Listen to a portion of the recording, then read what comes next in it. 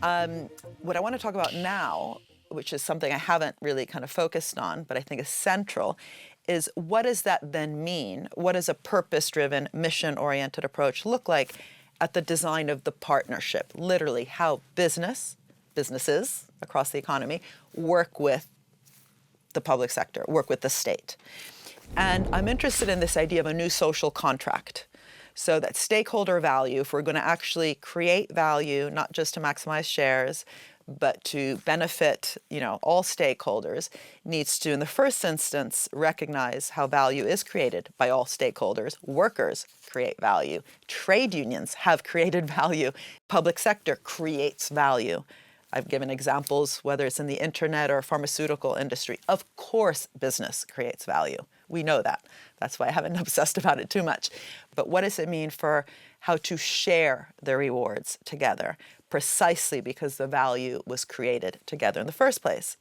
And I think this is a much less comfortable area to talk about. So I've seen myself that some in both business and governments who kind of like what I'm talking about when I say, yes, we can go after those moonshots together, get a bit less comfortable when I talk about, and how are we going to structure the contracts, literally also the profits, the rewards, the revenue between all these different actors that will be ideally working together on important goals, whether it's greening our economies, reducing the digital divide, or strengthening our health systems. And that kind of sharing of both risks and rewards is something that I do think needs to be nested within a new social contract. It needs to be thought about as sharing of the rewards that come about from a system that's been designed to create collective intelligence. But unless the rewards are redistributed as socially as the risks taken, that intelligence itself doesn't have kind of a sustainable path, because we end up extracting from some actors to give to others. And I'll give an example of how this happened in a very problematic way under the Obama administration. So after the financial crisis in 2007, 2008, the US government decided to have a proper kind of recovery program. But the financial crisis recovery in the US, first of all, had a large budget associated with it, $800 billion. But also it was at least initially directed towards greening the US production system. And one of the things Obama did was bring in a Nobel Prize-winning physicist, Steve Chu, a Chinese-American, to run the Department of Energy. And what was really interesting is, first of all, why would a Nobel Prize-winning physicist decide to be a bureaucrat? This comes back to, again, my previous lecture.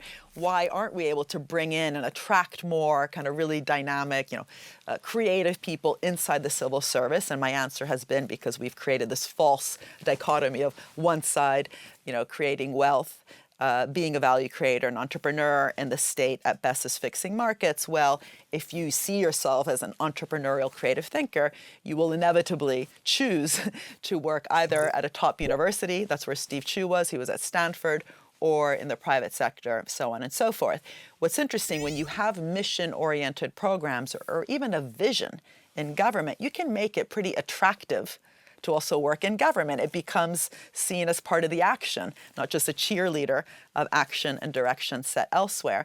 And Steve Chu, I believe, was actually attracted to this job as heading up the DOE because of that remit. It wasn't just going to be a recovery program. It was going to be in an area he really, had spent his life thinking about, which was climate change, energy transitions, and he looked at it from the physics side. So one of the things he did when he set up the DOE, he set up the equivalent of DARPA, which I talked about in my first lecture. DARPA was the very important U.S. Innovation agency in the Department of Defense. He set one up for the Department of Energy. So instead of DARPA, he set up ARPA-E, E for energy. And ARPA-E became a very dynamic public organization thinking about all the different technological changes that were required for a green transition. But also another thing they did, because of this idea of steering the recovery, $800 billion towards a green direction, is they also started thinking about different structures to the loan program. So guaranteed loans from the DOE supplied to companies like Solyndra, which was a solar company, which everyone knows about because it ended up going bust, bankrupt, but also companies like Tesla, which of course everyone knows about. Now, what's interesting is everyone knows about Tesla because of Elon Musk. They don't know that actually Tesla, like Solyndra, received a very large early stage guaranteed loan. I think the Solyndra one was about $500 million in a guaranteed loan. The Tesla one was $465 million in a guaranteed loan.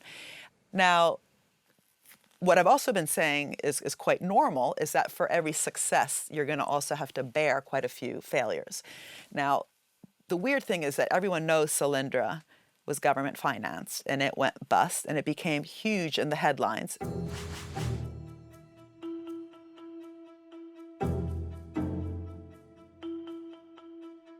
Everyone still today talks about Solyndra when they warn you about how stupid and inept government is. Government should not be making strategic investment choices. It should just level the playing field, fund some infrastructure, then please get out of the way. But the same amount of money went to Tesla, right? So that is seen as a private sector success, and then something that goes wrong is seen as a public sector failure. Why didn't the US government also explain that associated with some of the failures or some of the successes like Tesla, there would inevitably have to be some failures? That didn't happen. But what was really missing was what I want to talk about in this lecture, which is the structure of making sure that you're not just bailing out the losses, picking up the mess, covering the downside, but also getting a share of the upside. Now, what does that mean? In this particular case, what the Obama administration did, which I don't understand, was to say to Elon Musk, if you don't pay back the loan, $465 million, we want 3 million shares in your company. Now, why would you want 3 million shares in a company that doesn't pay back its loan? Probably because it's not a very good company. Why would you want a share in that company? I don't know. What he should have said, what the DOE should have said, is if you do pay back the loan, we're going to get 3 million shares in the company. So this is what I mean by a public venture capitalist. It's not about socialism. It's not about communism.